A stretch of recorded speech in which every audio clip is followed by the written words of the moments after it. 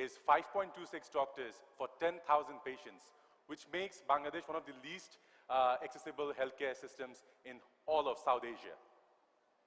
Our next panel is going to discuss on how to solve this problem and how to ensure healthcare for all, which should be a given for every human being, which is healthcare. And to moderate this session, can I please invite on stage our very own Sadia Hussain. Sadia Hussain is the COO of YY Ventures, and she's going to get into conversation with leaders and practitioners from the healthcare industry of Bangladesh. Ladies and gentlemen, Sadia Hussain. Can you all hear me? Oh yeah, that's great. Thank you so much for your time. I know today's been a long day, but I'm glad to see that the room is almost full. So for friends who are still standing at the back, please come get your seat as we get started. So Ozair, told us about our current doctor-to-patient ratio, right? But we also know that having enough doctors won't really solve our problem. There are a lot of different elements at play.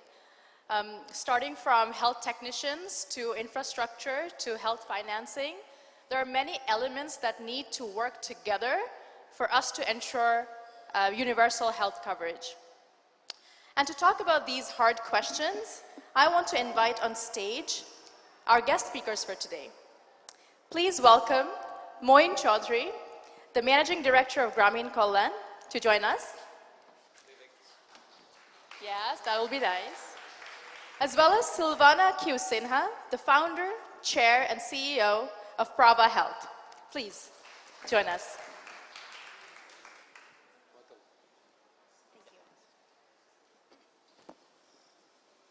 Thank you both so much for making the time for our panel today. I know that the traffic might not have been really kind, but I'm glad that we're having this conversation.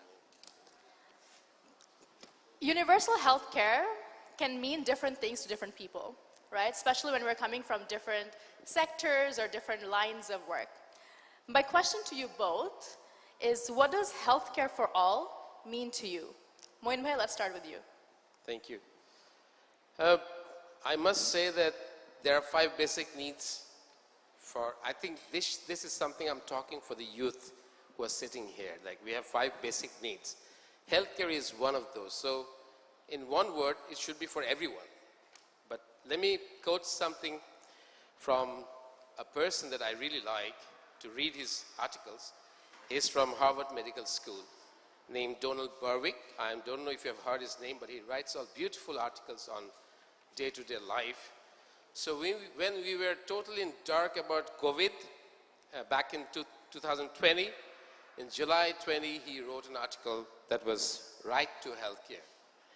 A fantastic line that I've picked up from there is, the color of your skin or the size of your wallet should not determine the care you get. Everyone ought to have care that works, the best care. There need to be no compromises with the quality of care. So if you really mean about healthcare for all, it has to be uncompromised, wonderful healthcare for everybody, starting from rich up to the poor. Thanks for saying that. Silvana Appa, what about you? Thank you. No, that's a wonderful point. I'll make a slightly more nuanced, I'll add a nuanced perspective to that. And that is that I think a lot of times we focus on the access problem, but I don't think that's the biggest problem anymore. The Lancet has published a study in 2019 by the lead researcher Margaret Crook, who's also at Harvard School of Public Health, that the leading cause of mortality among low and middle income countries like Bangladesh is no longer access. It's actually quality. More people are dying due to misdiagnosis and lack of access to quality treatments and care than for any other single reason. In our country, one of the reasons I started my company, Prava Health, is because of these dramatic gaps in the quality of care that I observed and experienced with my own family. At the time that we entered the market, for example, there were only 4 international standard labs for a country of 170 million people. There are now 6, and we're one of them. It's a start. But even at 6, on a per capita basis, India has 55 times that level of international standard labs. And India doesn't have enough either. The United States has 34,000 times that level of labs on a per capita basis. And when you don't have quality testing, you don't have quality diagnosis, and then you have mistreatment. And so I think when we talk about this question of universal health care, we cannot forget the need to invest in quality. Absolutely, and I think with, as we talk more about access to healthcare and access to quality healthcare, I think it's time we kind of shift the focus, but then also not forget the last mile, right? I know that Grameen Kalyan has been working for the last 27 years, reaching millions of people at the bottom of the pyramid. So Moin Bhai, my question to you is, tell us more about Grameen Kalyan, the work that you do, so that everyone in this room really knows the scale at which you're operating. Grameen Kalyan is a primary healthcare provider which was founded in 1996 by Professor Muhammad Yunus. This is a primary healthcare provider which the aim of this company is to minimize the inequalities between the treatment of the rural areas as well as the urban areas, number one. And number two is to bring back the social setback that the poor and the vulnerable people are suffering. So our aim, the GK's aim, is to take that healthcare to the people who cannot afford such treatment in the urban areas, number one. We have 144 health centers as of today. And this is for the people sitting at the back, the youth I'm talking about, that probably you haven't seen how a health center look like. I'll just give you an idea. It's a 10-man team, 10-persons team, like a doctor, a paramedics, a lab technologist, 4 to 5, say around healthcare assistant, and to support them there is a support staff. So this 10-man team, they sit like a GP concept, like they sit in a rural area within a periphery of 5-kilometer areas. They look after almost 30 to 40,000 people. And they come to their health center. This is their home for care. And we believe in that if you can give the trust to the people who cannot afford such treatment, they take that to be their second home. When they're in trouble, they come to that place. So that is what is Grameen Kalyan. So as of today, probably I know that we are the largest primary healthcare companies in Bangladesh. And our health centers are distributed among, it is spread among 30 districts within Bangladesh. So we have plans to go farther. And hopefully by the end of 2030, our presence will be there in the entire Bangladesh. But I have a follow-up question. So if Grameen Kalyan is serving the bottom of the pyramid, which means that it's a really low-income group, and you've been operating for the last 27 years. So what drives the sustainability of your healthcare business? Sustainability? Thank you. Lovely question. Sustainability is the most difficult part for the primary healthcare. Let me tell you this. The reason behind this, people come there, they just show you, they take some medicine, then they go back. There is no operations. There is nothing. So sustainability is a thing like how you can achieve that with innovations in that particular primary healthcare. So you need to bring up a lot of services within it. Now sustainability is a question that I always ask myself, what is going to give sustainability to the health center that I have? As of today, I haven't attained 100% cost recovery, for example. I have attained 75% inclusive everything. So my income, still I'm pouring 25% money into my health centers. But why? Because of the fact is I need to bring more of trust of my health centers to the people, which still I haven't been able to do, because it's only 30 districts, and not that all districts I have many health centers. Maybe in one district I have a health center, people even doesn't know there's a health center. So the most important question is, am I bringing the right patients? That means my patient portfolio has to be higher than what I'm achieving now. So I'm trying, like 3 years down the line, it was 40,000. Now it has come to 56,000. So I'm hoping by the end of 2024, I'm going to get around 70,000 patients per month, and that will bring my sustainability. And one more question is, like when I say that why sustainability issue, the innovations are required, I give you an example that out of my 14 regions, there's only one region we had cataract operations. But if you see the statistics in the country, like the aged people over 40, 1.5% of them are blind. 22% have low vision, and 79% suffer from bilateral, blindness for many diseases. So you see, it's such an acute problem, but we never have tried to find out why it happens. So I've taken this particular cataract in 5 regions. I'm very proud that they've already started. I'm seeing a brilliant result. The cost recovery is almost 200%. So what happens is, like, these are the things we need to do for our country and for our people in the rural areas. In the urban areas, 30 out of 180 million people, only 30 million stays in the rural, urban areas, and the 70 million stays in rural areas. So we need to target those people. That's why sustainability issue is very important. We have to have a lot of innovative ideas built within the company. And I'm sure the way Grameen Kalyan is going, today I'm very sanguine. In 2 years down the line, we are going to achieve 100% cost recovery. Thank you.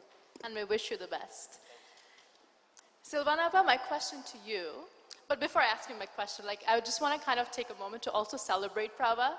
I know that last year you celebrated 5 years of your company. But even in these 5 years, Prava Health is now known as a brand which we can trust, right? A brand that offers quality health care at an affordable price. So, and also, for people who don't know, Prava Health has been featured in many case studies I think at Harvard and Columbia. So this is also like a proud moment for our Bangladeshis. And I want to know, how has your journey been? Tell us about some of the wins you've had and also some of the challenges that you've been facing over the last 5 years. So thank you very much. You're very generous. It's honestly truly an honor to be here. I interned at the Grameen Bank when I was in college and have admired Professor Yunus for most of my life. And when I think about Bangladesh's journey in terms of healthcare, the incredible thing is that because of investments in primary care, Bangladesh is now doing better than any other country in the region on social development indicators. Life expectancy is higher than parts of London and New York City, which is incredible and something we should be very proud of. And it's thanks to organizations like the Grameen Bank and other NGOs that also contributed to that progress. But now we are a middle-income country. And so as we have people graduating into middle-income status, they don't any longer want to access the public system. They want to access a private option, or they want to travel abroad. Even the middle class is traveling abroad in the thousands every day. So our model is an integrated outpatient care system, a one-stop shop for all of your outpatient healthcare needs, and everything is grounded in international standards and quality, which, as I've already shared, is something I'm very passionate about. It's been an incredible journey. We are so grateful, for people like you who consider us a name of trust. I think that trust is a major challenge in our healthcare system. And it's not just our healthcare system. I think in many countries, trust is where things really start to fall apart. And when we access healthcare, we're usually in a very vulnerable moment, right? It's not our happiest day when we're walking into a hospital or a clinic. And so it really does come down to earning the patient's trust, one patient at a time. And so, I think for me, it's been the greatest privilege of my life to be able to come together with a group of people and build this really from scratch with the shared vision and values that we want to earn the trust of our patients. And we believe Bangladeshis deserve access to high quality healthcare that they can afford and trust. So to date, we've served almost 500,000 patients, nothing close to the scale, of course, of Grameen Kalyan, but inshallah, we will also get there. But we're looking at it more from the private sector perspective. I think one of the challenges we face as the country has now entered into middle income status is we have a changing disease profile for our population now, right? NCDs are a bigger threat to mortality than infectious diseases, for example. And a lot of the way that we reduced, infant, child, and maternal mortality rates was by reducing deaths. So now we need to invest in more awareness around NCDs to really help people to manage their NCDs and live healthier, longer lives. And that's really a big awareness challenge and something that I think we all struggle with on both sides, both the public and private sector sides of things. The biggest challenge, though, I'll also say has been raising capital to scale the business. I'm really hungry to scale the business. I want to serve millions of people. I think that they're waiting for us to scale. I sometimes get embarrassed when I go out to public events and people ask me, when are you opening here? When are you opening here? And we'd love to, but I think, Bangladesh still struggles to attract venture capital in healthcare in particular, which is not unique to Bangladesh. The journey of venture capital into emerging markets doesn't start with healthcare. It starts with fintech and e-commerce, and that's what we've seen. And I also think healthcare is really hard. It takes time to build a brand. You have to earn the trust of patients, and this venture capital motto of move fast and break things doesn't work in healthcare, because if you break things, people die. So you have to move slowly and methodically, and so it's not the traditional venture capital investment. And so I think that's part of the challenge that we face. So we do need more alternative financing mechanisms that will help businesses like Brava to scale. Yeah, thanks for sharing that. And because we had a panel on inclusive finance right before this, is there a message you want to send out to investors who are maybe interested in health? I think that for investors who are interested in health, I think learn healthcare. Because I think, even in the United States, where healthcare venture capital is more sophisticated than anywhere else in the world, right? 80% of venture dollars go to companies headquartered in New York, California, and San Francisco, and Massachusetts. Even there, I think a lot of venture capitalists don't necessarily understand healthcare. And that's how we've seen missteps like Theranos, which raised almost $1 billion. But, they were very impatient to see the progress there, and the founder ran with that, and, there were mistakes all around, and it's a cautionary tale for, I think, any founder. So I think if you really are passionate about creating change in healthcare, then learn healthcare and how challenging it is, how it does take time, but there's massive financial opportunity. When I started my company, I obviously saw the impact opportunity. That was crystal clear to me. But I also saw the financial opportunity. I saw that scaled healthcare systems in the United States were trading at 5 to 15 times EBITDA. And scaled healthcare systems in Asia, specifically in India, next door, were trading at 15 to 25 times EBITDA because of the excess demand in the market. So if you can really build a brand and scale it over time, the financial returns are tremendous. But it takes time. Apollo built itself over 3 to 4 decades, right? And now has those types of multiples. But even in the United States, Kaiser Permanente also built itself over decades. So I think the importance of patience is important, but it will be rewarded. And I think patience here is also key, really taking the time to build something. So bringing it back to Moin Bhai, what are some challenges that you see for companies like Grameen Kalyan, who's been here for a while, as you look into health? Just to echo with Silvana what she said, yes, of course, equity is something that you really need. Without equity, you can't think of healthcare, to be honest. But I will talk something on the rural perspective here, because I deal with the rural people. So one more, I've already spoken about eye care, so I'm not going to touch upon that. Let me talk about antenatal care, something that we really need to look after. Why? Because a pregnant woman, say, she has a cycle of 10 months before the baby borns, and she's supposed to see a gynecologist for 4 times. Cycle 1, cycle 2, cycle 3, and cycle 4. But out of 100 women we have seen, not a single woman goes to the health center for completing the 4 cycles. Only 37% goes for the second visit when it is 6 months, just to check whether the baby is all right, despite telling several times, come to the health center. So there need a lot of counseling to the rural people, which we are lacking a lot. So we need to do those kind of things.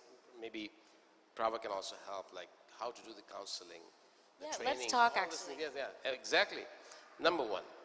Then there are a few things I found out after talking to my doctors. Like, I'm just being very open that the wage earners are our assets. Like those who go abroad, they earn money for our country, and for that reason we are having this reserve. Now, they need to be aware that sexually transmitted disease is killing our women in the rural areas. And there needs to be a study, a research is needed that why it's happening. Because there is a social stigma. They don't come out. The doctors, they keep pushing them. What happened? How it happened? Then only then says, please don't tell my husband that I'm telling you. So there's a stigma. I feel that there should be a research combining all the academicians in Bangladesh, practitioners like us, like Silvana.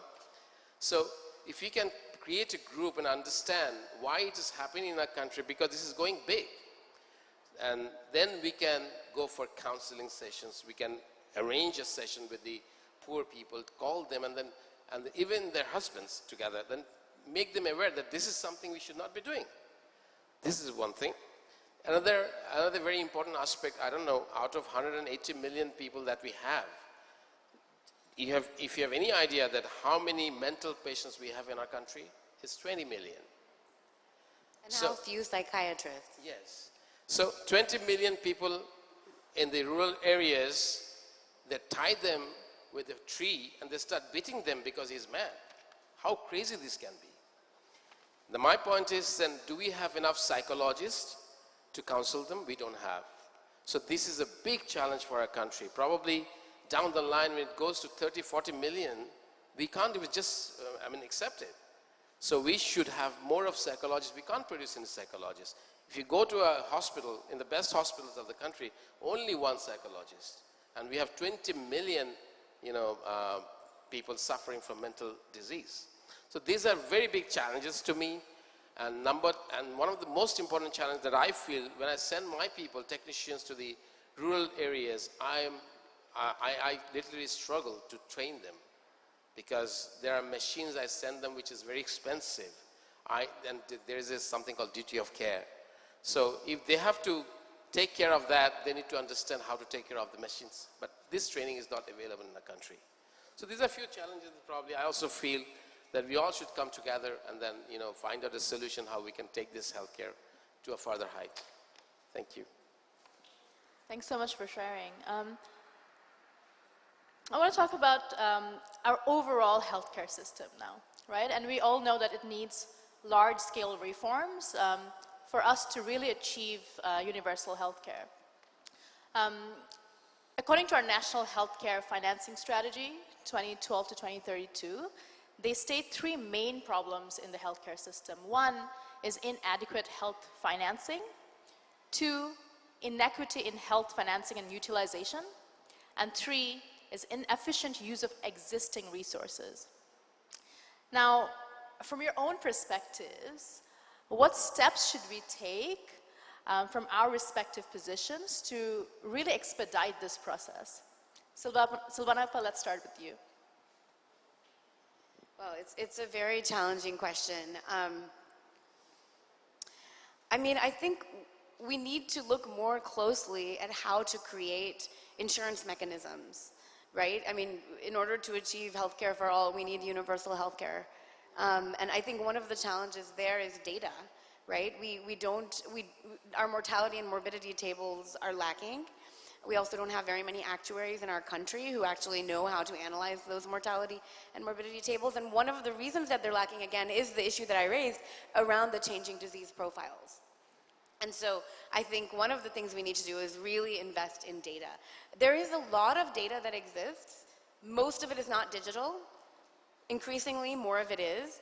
The government has stated a commitment to ask everyone to, set up their healthcare systems according to the FHIR standard so they can be interoperable so we can use each other's data.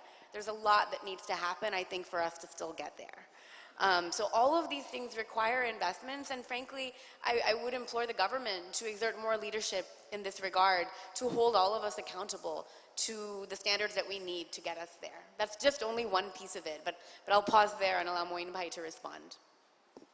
Thank you. Just if I may start on that, thank you. Universal health coverages that government has already announced, I was quite frustrated, honestly speaking, that from 2032 it will start. So 9 years down the line, what are we going to do? Maybe my mother is never going to see what is universal health coverage. She was born in 1940, for example. And then what happens is, like, what is that universal health coverage? Like how we are suffering. Say, a poor person who spends 100 taka for a treatment, he or she ends up giving 70 taka from own pocket, and out of the 30, maybe he or she gets a concession of 20%, like 20 taka. Only 10 taka, say, probably he's getting a kind of a refund, something like that. But my question is, can we really afford to spend that amount of money? There are 5.7 million people every year in Bangladesh are drowning into the poverty line because of universal health, not having the universal health coverage. Number one. Number two is like our budget, whatever budget we have, the health gets only 6%. Now, if health gets 6% of the total budget, where from we are going to have our universal health coverage? Because it takes a lot of money for the government. Now, how they're planning to have this, I have no idea. Because we need to accumulate the money right now, maybe from taxation, whatever it is. It's not that if you start 100% from 2032, that's not the good strategy. What I would suggest, probably my personal opinion would be, if I want to start, I will start with 10%. At least the elderly people should get at least 10%. Start from 10%, go 10, like 9 years down the line, you have something to do. So accumulate that much of money. Look at America, look at Japan. I've been to Japan and seen that how there are tertiary care hospitals. It's in Kyushu University Hospital. The entire emergency had only 2 patients. So I was quite surprised. Mr. Ashraf was there with me at that point of time. I said, only 2 patients in emergency, why? Well, everybody has been taken care in the primary healthcare level. Their universal health coverage is available, so there is no problem. The tertiary care, only that person comes who's almost just going, only then they're brought to the tertiary healthcare systems. So we have not defined yet that what is our primary healthcare, what is our secondary healthcare, what is our tertiary healthcare. So these all needs to be defined so well. Otherwise, you really cannot bring out that what is that particular universal health coverage that you're looking at. So there are a lot of challenges now, I'm sure, but there should be some ways that what we can do, the private sector, practitioners, what we can do is that we can come back with our proposals to the government that there should be a focus group discussions to understand how it works with the entire medical professions, whoever is there. Let's bring out all the examples from USA, from UK, from maybe Germany, maybe Japan, then even Australia. Everyone is doing it so wonderfully. So I think it's time that we should bring all this into our practice, into our sessions, into our discussions, and there is something we need to do on this. Otherwise, poor will become poor, rich will become rich. It's my understanding. Thank you. No, if I could just piggyback on that, I so agree with everything that you just said.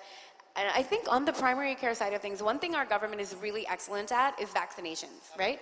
And that's one thing that we've seen that has really contributed to the progress on social development indicators, for example. But we need to take it to the next level. Absolutely. That's what I'm saying. Right? That we need to take it to the next maybe level. government knows what to do, but the practitioners like us should be able to tell them what we can do. Right. Maybe the government knows what to do, but like what you said, why don't we start with covering that layer of care, right? For both the private sector and the public sector. I mean, what we saw during the pandemic, for example, at one period of time, I think the hospitalization rates for COVID positive patients were 51%. It's not necessary. You don't need, 51% of COVID patients did not need to be in the hospital in this country. I can say with confidence, because no other country in the world saw such hospitalization rates. Our system is too hospital-centric, so if we can invest in the primary care layer and encourage people to access it, we will reduce net healthcare system costs at the government level, at the national level, and at the household level. And what we are seeing right now, unfortunately, the government is not even increasing their spending in healthcare, even with the rate of inflation. Could be another example could be like, say, there are so many insurance companies, right? Government can always nominate insurance companies. They can give the money to the insurance companies. Let the insurance company have insurance coverage with the individual person. So that's happening in many countries, isn't it? So if they can give some money, the money has to come from somewhere. And that is something, a big challenge, because we don't have money. Now you see the budget, how it is going. We have supplementary budget again for the health. Our resources are not well equipped. We have fantastic equipment, but it's not been open for 5 years. It's been rusty. Now has been damaged, again you buy something. So all these things have to be brought into these systems. A lot of things has to be changed. Like the change management has to happen in the healthcare sector. Otherwise, our future is not very good. Something that you said, Moin Bhai, is the out-of-pocket expenditure that we do for health. And, this is one of the biggest reasons why, families are pushed into poverty, is because they can't afford to, get access otherwise. So this makes me think, this blows my mind, because one, we have the government, the public healthcare system, we have the private healthcare system, and we have NGOs working on massive healthcare programs. Yet, this is where we are today. So if we could take this opportunity to make a call to action, especially with the theme of this summit is creating a better future, right? So what would that be for you? What kind of call to action would you make? Be passionate about healthcare. Like healthcare is a business where you need to dedicate yourself from your heart. It's not that you want to do healthcare as a profession. If you don't love this profession, if you don't love taking care of others, it's very difficult for you to continue in this profession, to be honest. So my suggestion to the young minds sitting down there, I'll say that start loving healthcare, start loving, be passionate about your elderly people, and then be passionate about giving care. You'll see that probably one day you guys will make this Bangladesh a beautiful Bangladesh. Thank you. Silvanappa. So I think that's a wonderful call to action. I think also we have to shift the system from being so doctor-centric to being patient-centric. And that is similar to what Moin Bhai said, in the sense that we as individuals have to take accountability for our own health. And, we cannot just rely on the doctor to guide us in every instance. We have to take responsibility. That means getting annual health checks. That means if we're a diabetic patient, getting our testing done as required. But I will make a broader point and a broader call to action, which is that Bangladesh has very ambitious goals for its economy. We are projected to be $1 trillion economy in 17 years by 2040. We're projected to be one of the largest economies in the world in the next 7 years. That will have to happen on the backs of a healthy population. That growth will not be possible if we cannot invest in the health of our citizens. And so I would implore the government, the private sector, the public sector, all of us to really place that as the center as a priority. And it's not just in Bangladesh. I see this, I was at Davos a couple of weeks ago. The conversation has shifted entirely from this, the biggest public health crisis that we just lived through in our lives to climate. And climate is important, but guess what? Climate has health implications as well, right? So we cannot be so myopic in the way we think about the problems of the world. Yeah. No, and I think that's such a great call to action. And because we also have young people in this room and, people joining us online, many of them who are aspiring entrepreneurs or people who have already started businesses in healthcare, is there a message you want to send out to them when they come into this work? There is something that's been written here, time is now. It's here. So I would say that the healthcare and the climate change are the most important global issues now, which they need to actually address like us. Because if you can address, one of the zeros that we have is zero carbon emission. So from the healthcare also you can get that. The least you can do is, I will make sure that my health center doesn't have those lights. I'll put LED lights so that there will be no radiations, lesser radiations. I will not burn the needles so that the carbon monoxide goes out to the air. I will make sure that there are incinerator from where I can burn the needles. So all these things, it is your understanding, the next generation's understanding, that the more carbon emission that you reduce, you save the planet, and that you can even do it from the healthcare. So please remember this in the near future, that healthcare and this particular thing, that reducing the carbon emission, goes side by side. And I would urge them to be very, very compassionate about these two particular issues. Thank you. Thank you so much. Silvanappa. I would just say we need your help solving these problems. These problems are big, complex problems, and every one of us can play a role in solving them. It's not going to happen overnight. I've been working on my company for more than 8 years. We've been serving patients for 5. I believe we're just getting started. And so, you know, we need your help. You must have the patience and the resilience and the focus to work together with all of us. But I would beg you to do that because we really need to do this together. One more point, if you become doctor at the back, please go to visit your village to serve your village first. It's my advice. Thank you very much. Thank you both very much for your time. But we do have about 10 minutes left, 9 minutes. So I want to invite some questions from the audience. So if there's anyone who wants to ask a question to either Moin Bhai or Silvana Appa, please raise your hand. Our team will send a mic.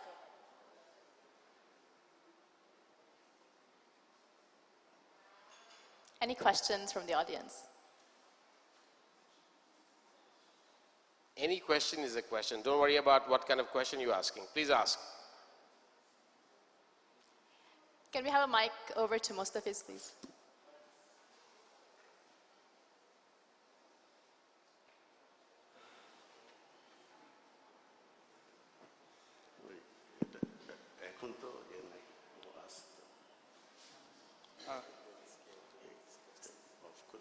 Hello. I'm from Viva Ventures, and I'm also very interested in healthcare, especially health tech. And my question to both of you actually. So when I started my career, I worked actually in health tech companies. I helped building healthcare solution, and a part of my work, I actually explored the challenges of 28 digital healthcare solution, and Grameen Kalyan Prabha Health was part of it. And when I was trying to assess all of the healthcare solutions, one of the challenges that I found is the government, channeling the solution through the government. For example, if you want to design a BCC, behavioral change communication, you have to sit with government, you have to approve your content, all of the content through the government. And I can say Grameen Kalyan and Prabha Health is going through those kind of challenges. So how you are dealing those challenges on a day-to-day regular basis. Silvana, you want to start first? Sure. No, I mean, we have to operate within the system where we are, right? And so I think many people may know my company's services were suspended for a few weeks last year, and not for any reasons relating to our clinical quality, which was published in the government's gazette. But you know what it did for me as an entrepreneur? I'm a kind of person, I like to keep my head down and do the work. And I thought that was enough. And I don't think that it was. And what I learned from that experience was that even though I'm a tiny company, maybe some people are watching me and maybe people are not happy that we are entering the market and trying to disrupt healthcare. And so what it forced us to do was to get smarter about government relations. So we've now bolstered that capacity in our organization. We do a lot more in terms of building relationships, and that unfortunately is the reality of doing business, not only in this country but anywhere in the world. But it is a challenge, but it's one that must be faced, I believe, head on, and a lesson that we learned in a really hard way. I think she covered it all. Like, it's just rules are rules, that you need to respect the rules. And if it's from the government, definitely we need to respect. Now what happens is, like, say for example, for having the licenses done and all, you need to have that relationship with the civil surgeons and all, make them understand that why we need this. You need some bit of motivational talks with them, grow your relationship with them, go and visit them. This is what my people are doing in our company, and we don't find any problem that we are facing, to be honest, because I've got license of all the health centers, I've got renewal of the license, nothing has happened to me. So probably it's all, challenges will be there. Some one or two challenges will always be there. In life, if you think life without a challenge, then there is no life. The challenge is there, and you need to face it. I'll just add one thing. One thing I find is a lot of entrepreneurs in Bangladesh tend to think it's harder here than anywhere else. It is hard here, there's no doubt, right? But But when that incident happened, you know, I was very disheartened personally as an entrepreneur. I had spent at that time 7 years trying to raise money to build this company and scale it and representing to investors that the government was supportive of the private sector and all of that. And I was complaining to one of my investors who has run businesses all over the world. And I said, you know, how can I go back out there and try to raise money? How can I say with a straight face that this is a, you know, market-friendly economy? And he said, don't even worry about it. He said, this kind of thing happens everywhere in the world. He said, you think the FDA, somebody who works at the FDA doesn't pick a fight with somebody they're inspecting, just a bad relationship? It can happen. The difference is there's accountability mechanisms in those countries. I mean, you can sue for lost revenues, et cetera. Unfortunately, we're not at that stage, but these things do happen, and they just have to be managed. It's part of doing business. You happy? Thanks so much. Do we have any other questions?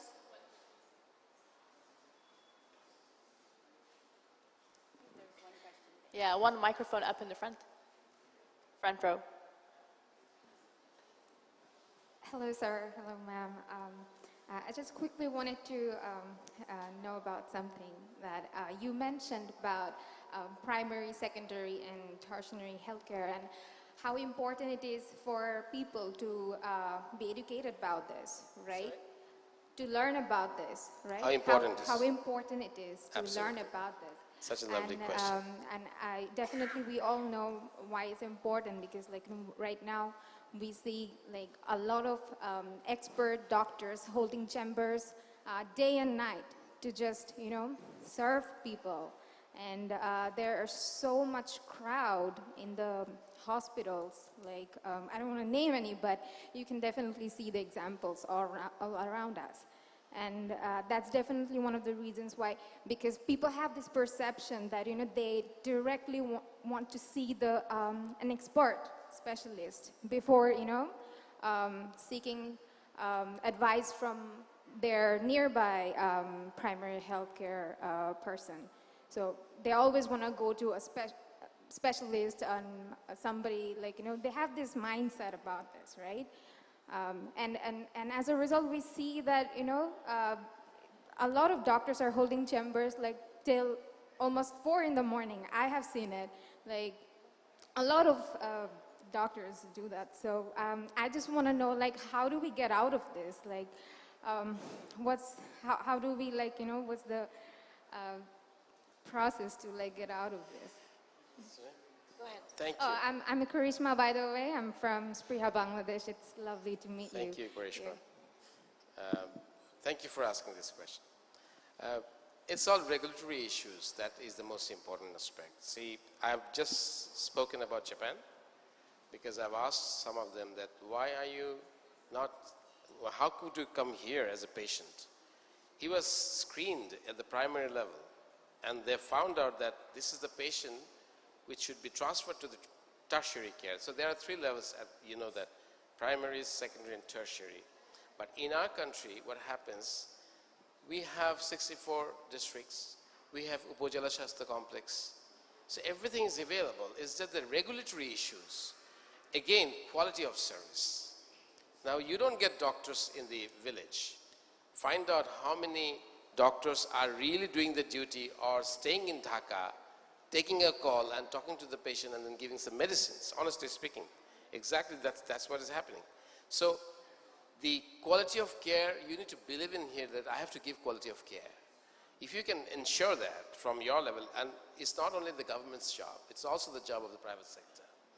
So private sector, government all together have to come up with a formulation of policy that what should be the basis for primary health care, what should be the basis for secondary health care, and what should be the basis for tertiary health care. Like Evercare, United, whatever the hospital Square, they are the tertiary hospitals. We know that. Even if you say you suffer from a headache, you go to Square Hospital. Why would you go there? So my point is, there's a problem. So what happens is, many people jumble in one place and you compromise with the quality of the treatment. So it's all regulatory issues. The regulatory issues are the most important aspect here. To answer your question is, we are about to grow that in our Grameen group as well. Like, we will have our primary health care by Grameen Kalyan. There'll be another company, Grameen Healthcare Service, they have their secondary healthcare, like they have 4 eye hospitals. So we have already done that particular circles, but we haven't, we haven't done the boundary of that. But again, we are going to have a 500-bed hospital just in Deobari, right near here. So when that comes up, so we can show us model to anyone in the private sector that yes, I have a primary health care. From here, my referral patients are 7%. I'm sending it to the secondary health care. May not be only for eye, maybe other hospitals as well on different levels. And in the tertiary health care, all these patients will not lose any strings which is attached with them, so they'll be in the tertiary health care. And you'll see it very soon, I'm sure, when you become a doctor in the future. Thank you. If we have a minute, I'll make a slightly more different point, actually, on healthcare resourcing. So most countries in the world, the resourcing is like a pyramid. You have the most number of technicians, the next number of nurses, and the smallest number of doctors. Bangladesh is a reverse pyramid. If anyone is young and intelligent, they're encouraged to go to medical school. They're not encouraged to become nurses or technicians. And that is a big part of the problem, because the nurses and the technicians can be part of the triage process that can happen to protect the doctor's time. So Dr. Devi Shetty, for example, who's the founder of Narayana Health in Bangalore, which is an incredible social business.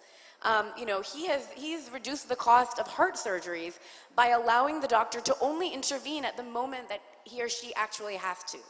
So if we can think more creatively about resourcing, we need more and better nursing schools, like Grameen Kalyan is a great example of that. We need more of them. We need more technician schools.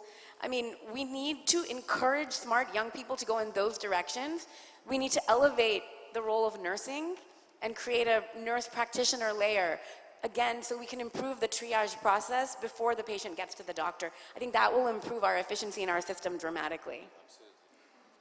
And on that note, thank you guys so much for your time, for sharing with us the wealth of knowledge that you both bring. And we hope that one day we will have a universal healthcare coverage that all Bangladeshis deserve. Thank you guys so much. Thank you so much. Thank you for having us.